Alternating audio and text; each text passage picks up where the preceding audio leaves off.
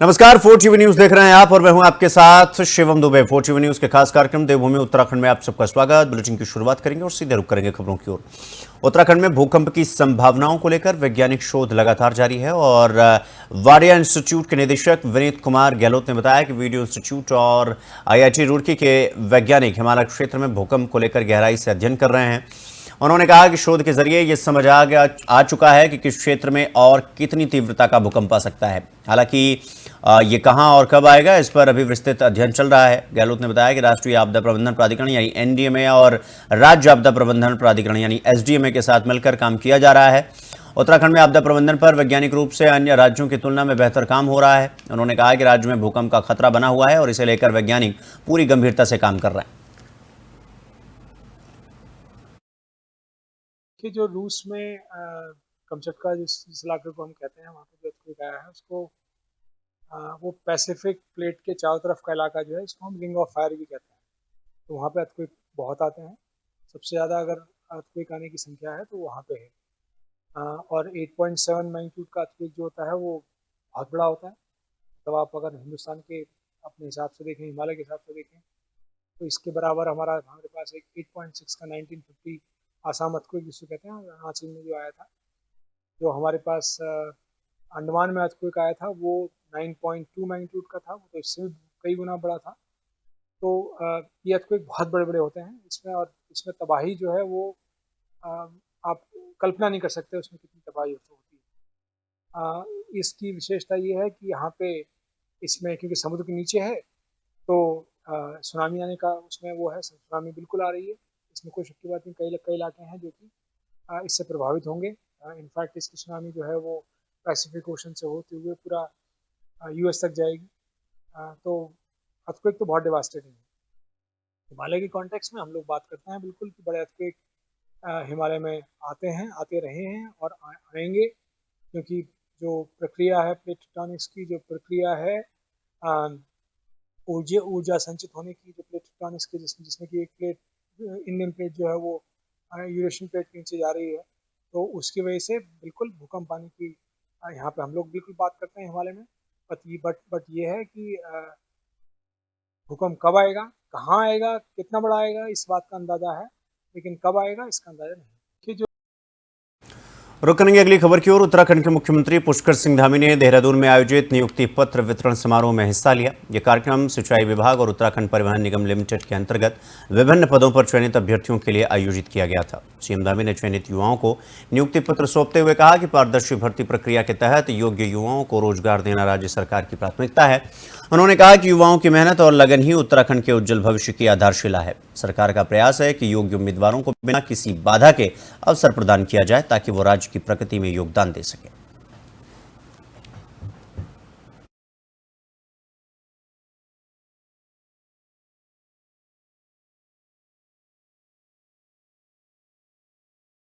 तो रुड़की स्थित IIT के शोधकर्ताओं ने एक बड़ा दावा किया है। उनका कहना है कि मैदानी इलाकों में गर्मियों के दौरान गंगा नदी के प्रवाह में ग्लेशियर का योगदान बहुत कम होता है।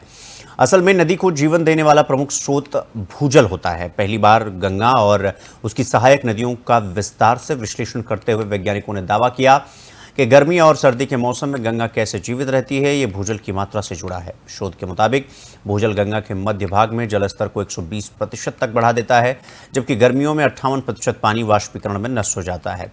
अर्थ साइंस विज्ञान के विभाग के प्रोफेसर अभयानंद मौर्य ने बताया कि गंगा सूखने का कारण भूजल की कमी नहीं बल्कि अत्यधिक दोहन, जलमार्ग में बदलाव और सहायक नदियों की उपेक्षा है।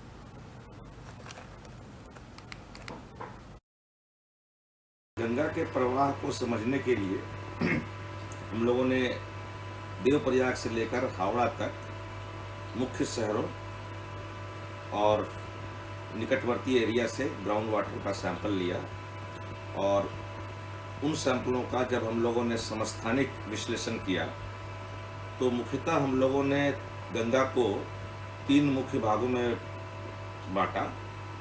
एक देवप्रयाग से लेकर लगभग बिजनौर के आसपास तक, उसके बाद बिजनौर से लेकर बिहार उत्तर प्रदेश के सीमा तक, और फिर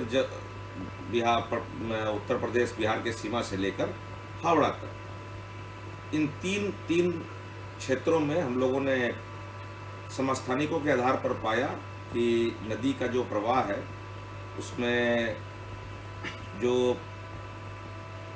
भूजल है उसकी मात्रा अलग अलग है, और इसके आधार पर हम लोगों ने इसमें ये देखा कि जो बिजनौर से लेकर बिहार और उत्तर प्रदेश के सीमा तक का जो एरिया है, लगभग 1200 किलोमीटर का एरिया, नदी का ये वाला जो हिस्सा है वो मुख्यतः भूजल द्वारा फीड किया जाता है।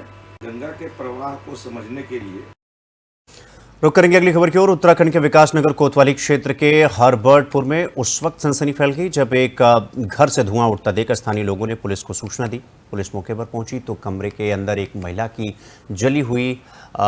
जला हुआ उसका शव मिला। मृतका की पहचान सुरेशो देवी उर्फ वंदना राणा, जिसकी उम्र 51 वर्ष बताई जा रही है, उसके रूप में हुई है, जो संजय राणा की पत्नी थी। पुलिस ने शव को कब्जे में लेकर पोस्टमार्टम के लिए भेज दिया और पंचायतनामा की कार्रवाई पूरी कर ली। मृतका के पति संजय राणा का कहना है कि उनका बेटा नशे की लत में डूबा है और आशंका है कि उसी ने मां को जलाकर मार डाला।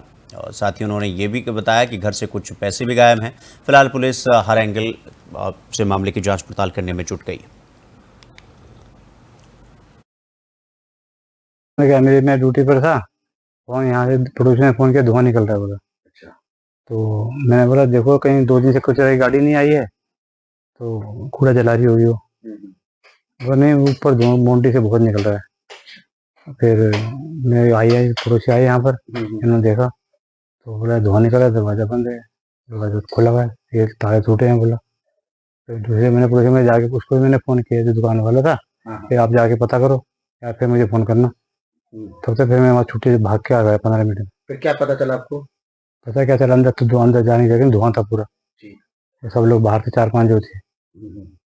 फिर मैं जैसे जैसे अंदर गया तो मैं एकदम बाहर आ गया, कुछ नहीं हो पाया। फिर मैं दोबारा थोड़ी देर बाद गया, मैंने वो पीछे वाला दरवाजा खोला। अच्छा। फिर ऊपर गया, मोन्टी दरवाजा खोला, उससे फिर धुआं से बाहर निकल गया। तो कौन था उस वहाँ पे? कोई नहीं था उस टाइम। नहीं, किसकी बॉडी मिली आपको? बॉडी मेरी वाइफ की है। अच्छा, किसने जलाया? मेरे लड़के ने जलाया हो सकता, बाकी तो पता नहीं। तो कुछ कैश भी ले गया आपका लड़का? हाँ, कैश ले गया, 30,000 रुपये थे। मैं ड्यूटी। रुक करेंगे अगली खबर की ओर। उत्तराखंड के चमोली जिले में स्थित पवित्र तीर्थ श्री हेमकुंड साहिब की यात्रा पूरी श्रद्धा और भक्ति के साथ जारी है। अब तक इस यात्रा में 2,28,000 से ज्यादा श्रद्धालु दर्शन कर चुके हैं। 10 अक्टूबर तक चलने वाली इस यात्रा के दौरान श्रद्धालु आध्यात्मिक अनुभव के साथ साथ हिमालय की गोद में बसे इस स्थान के अद्भुत प्राकृतिक सौंदर्य का भी आनंद ले रहे हैं। हेमकुंड घाटी इस समय ब्रह्मकमल और रंग बिरंगे फूलों की छटा से सजी है, जो यात्रियों को अलौकिक अनुभूति प्रदान कर रही है। श्री हेमकुंड साहिब ट्रस्ट द्वारा यात्रियों की सुविधा और सुरक्षा के नियमों का पालन सख्ती से करवाया जा रहा है। पूरे मार्ग पर व्यवस्थाएं संतोषजनक हैं, जिससे श्रद्धालु न सिर्फ आस्था बल्कि शांति और सौहार्द का अनुभव भी ले रहे हैं।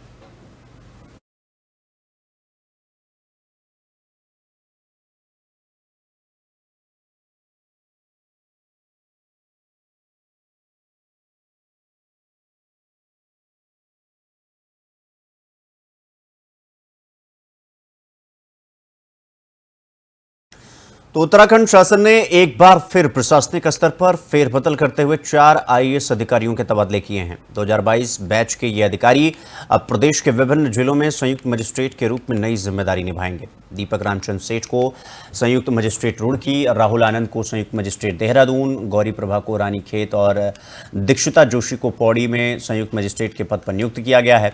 इनमें से कुछ अधिकारी पहले से ही प्रतिवेशित थे और अब उन्हें विधिवत कार्यभार सौंपा गया है। शासन की ओर से निर्देश जारी किए गए हैं कि सभी अधिकारी तत्काल प्रभाव से अपनी नई तैनाती पर कार्यभार ग्रहण करें। इस बदलाव को प्रशासनिक व्यवस्था को अधिक मजबूत और प्रभावी बनाने की दिशा में उठाया गया बड़ा कदम माना जा रहा है।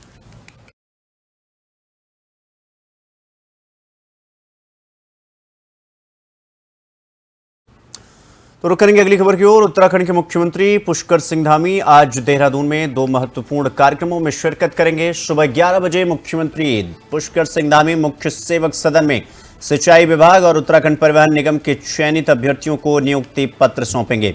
तो ये बड़ी खबर हम आपको बता रहे हैं। यह कार्यक्रम राज्य में युवाओं को पारदर्शी और निष्पक्ष भर्ती प्रक्रिया के तहत रोजगार देने की दिशा में एक बड़ा कदम माना जा रहा है।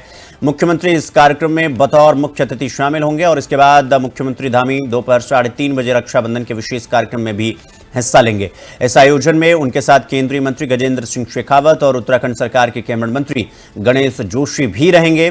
दोनों कार्यक्रमों को लेकर प्रशासन ने पूरी तैयारी कर ली है। हालांकि सुरक्षा व्यवस्था भी सुदृढ़ कर ली गई है ताकि सभी कार्यक्रम शांतिपूर्ण और सफलतापूर्वक संपन्न हो सके।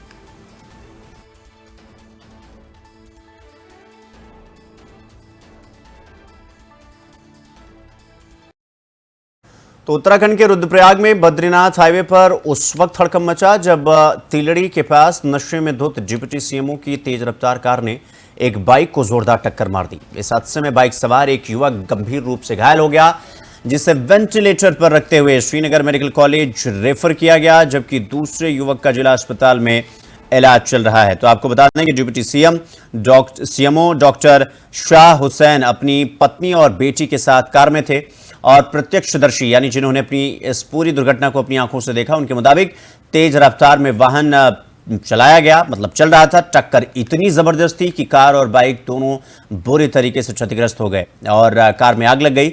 स्थानीय लोगों ने समय रहते आग बुझाई और घायलों को अस्पताल पहुंचाया। हालांकि पुलिस ने आरोपी अधिकारी को हिरासत में लेकर मेडिकल उसका कराया, जिसमें शराब पीने की पुष्टि हुई है। आरोपी के खिलाफ मुकदमा दर्ज कर अग्रिम कार्रवाई की जा रही है। दिल्ली के आसपास एक जो चौपहिया वाहन था जो चमोली की तरफ से आ रहा था, तो वो उसका एक्सीडेंट एक मोटरसाइकिल से हुआ है, जिसमें दोनों युवक जो हैं वो भी घायल अवस्था में अस्पताल रुद्रप्रयाग में लाए गए हैं इलाज के लिए, जिनका इलाज चल रहा है। ये गाड़ी का भी पता किया जा रहा है कि 4 व्हीलर क्या इसका नंबर वगैरह क्या है, लेकिन ये था चौपहिया वाहन और जो दूसरा वाहन था वो मोटरसाइकिल थी। मोटरसाइकिल वाले कैसे? ये अभी एक तो अभी कहते हैं युवक जो है वो ठीक है, अभी उसका इलाज चल रहा है, लेकिन जो दूसरा युवक है वो अभी गंभीर अवस्था में है, उसे श्रीनगर बेस अस्पताल रेफर किया गया है। दिल्ली के आसपास एक जो चौपहिया वाहन था जो चमोली की तरफ से आ रहा था, तो वो उसका एक्सीडेंट एक मोटरसाइकिल से हुआ है, जिसमें दोनों युवक जो हैं वो भी घायल अवस्था में अस्पताल रुद्रप्रयाग में लाए गए हैं इलाज के लिए, जिनका इलाज चल रहा है। ये गाड़ी का भी पता किया जा रहा है कि 4 व्हीलर क्या इसका नंबर वगैरह क्या है, लेकिन रुक करेंगे अगली खबर की ओर। अगली खबर देहरादून से है, जहां नगर क्षेत्राधिकारी के नेतृत्व में नशा तस्करों की धरपकड़ के लिए जोरदार अभियान चलाया गया। मद्रासी कॉलोनी सहित झुग्गी झोपड़ी और मलिन बस्तियों में पुलिस, पीएसी, डॉग स्क्वाड और एनटीएफ की टीम ने आकस्मिक चेकिंग की। खासतौर पर उन घरों और संदिग्ध स्थानों पर निगाह रखी गई जो पहले मादक पदार्थ तस्करी में संलिप्त पाए गए थे। एसएसपी देहरादून ने सभी थाना प्रभारियों को निर्देशित किया कि वो अपने अपने क्षेत्रों में सुनसान जगहों और खंडहरों पर नियमित चेकिंग करें। साथ ही नशे के कारोबार में सक्रिय अभियुक्त की पहचान कर उन पर कड़ी कार्रवाई करने और उनकी अवैध संपत्ति भी चिन्हित करने के निर्देश दिए। इस अभियान से नशा तस्करों के खिलाफ सख्त संदेश गया है कि अब कोई भी बख्शा नहीं जाएगा।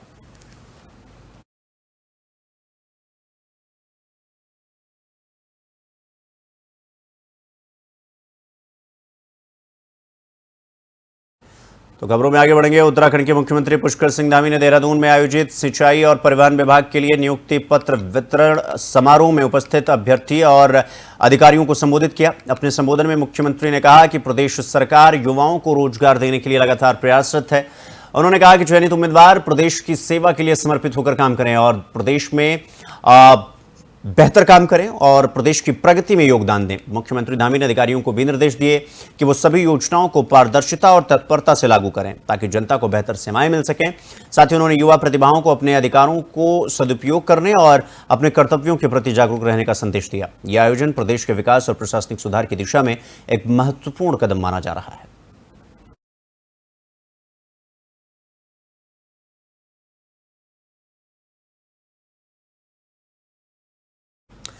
उत्तराखंड में पुलिस कांस्टेबल भर्ती परीक्षा आज आयोजित की जा रही है। राज्य के कुल 17 परीक्षा केंद्रों पर दोपहर तक ये परीक्षा चलेगी। परीक्षा की जो समय अंतराल है यानी अवधि है वो 2 घंटे निर्धारित की गई है। परीक्षा के दौरान कड़ी सुरक्षा व्यवस्था लागू की गई ताकि किसी भी प्रकार की गड़बड़ी से बचा जा सके। उम्मीदवारों को परीक्षा केंद्र पर कम से कम 1 घंटा पहले पहुंचने का निर्देश दिया गया ताकि वो अपनी तैयारी पूरी कर सकें और समय पर परीक्षा में शामिल हो सकें। अधिकारियों ने कहा कि परीक्षा केंद्रों पर सभी प्रकार की सुविधाओं का इंतजाम किया गया है और किसी भी समस्या से निपटने के लिए स्टाफ तैयार है। यह भर्ती परीक्षा उत्तराखंड पुलिस में नए जवानों के चयन के लिए महत्वपूर्ण कदम माना जा रहा है।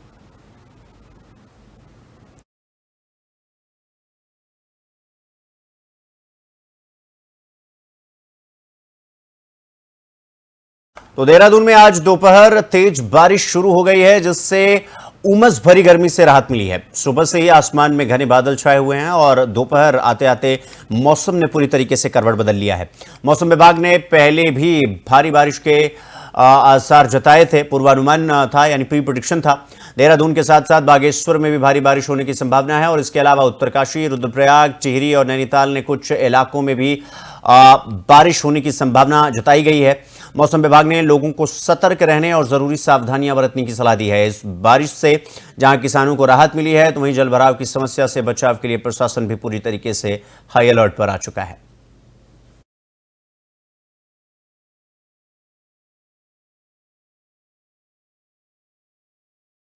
तो रुद्रप्रयाग में केदारनाथ धाम यात्रा सुचारू रूप से जारी है, लेकिन गौरीकुंड के समीप बीती रात हुई बारिश के कारण मार्ग में मलबा और पत्थर गिरने से थोड़ी बाधा आई थी, लेकिन संबंधित कार्यदायी संस्था ने तेजी से सफाई कराई और सुरक्षा बल श्रद्धालुओं को सुरक्षित पार करा रहे हैं। प्रशासन ने यात्रियों से आग्रह किया कि वो मौसम के पूर्वानुमान के अनुरूप यात्रा करें और अतिरिक्त सतर्कता बरतें। केदारनाथ यात्रा में सभी आवश्यक सुरक्षा इंतजाम किए गए हैं ताकि श्रद्धालु निर्बाध रूप से अपनी धार्मिक यात्रा पूरी कर सकें। यात्रा को लेकर प्रशासन सजग है और सभी आवश्यक सुविधाएं सुनिश्चित कर रहा है।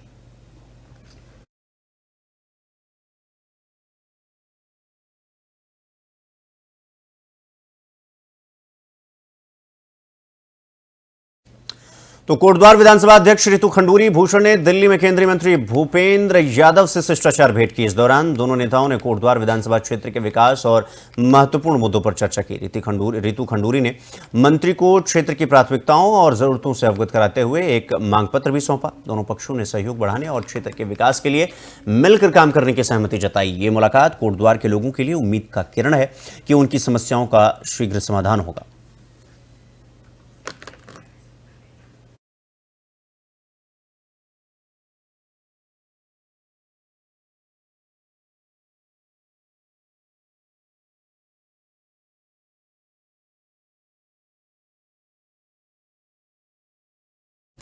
तो बुलेटिन में फिलहाल अभी के लिए बस इतना ही, लेकिन देश और दुनिया की तमाम खबरों को देखने के लिए देखते रहिए 4TV न्यूज़। नमस्कार।